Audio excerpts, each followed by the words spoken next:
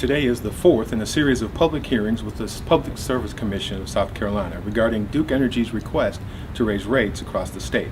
Another Voice has traveled to the state capitol to observe the proceedings and join our fellow citizens in turning talk into action. Originally, the proposed increase was a startling 15%. However, the company has agreed to settle for a little over half that amount spread over 2 years. The hearing in Greenville met with a great deal of opposition to Duke's request, and the general sentiment seemed to be, we just can't afford it. Attendance at the hearing in Columbia, however, was sparse, consisting of a handful of Duke Energy and State Commission representatives. Many of the testimonies delivered were favorable toward Duke's request, emotional anecdotes outlining Duke's philanthropic efforts and emphasizing that the rate proposal would still be below national average. For a brief analysis, we're going to go to Brandon Blizzard.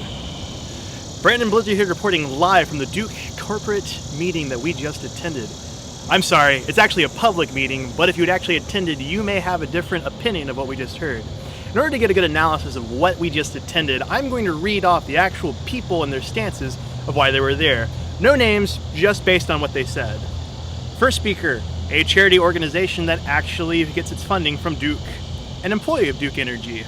Another charity that actually receives money from Duke. A citizen. Someone who's a charity organization that receives money from Duke. Another charity organization that receives money from Duke Energy. Basically what we ended up hearing was nothing more than 5 cheerleaders and one actual citizen who is being affected by this. How did they feel about the rate increase? The guy who's going to be paying for it was very angry. The other 5 people that spoke about the rate increase didn't actually say anything about the rate increase. The charities were just there to say, hey, Duke's great.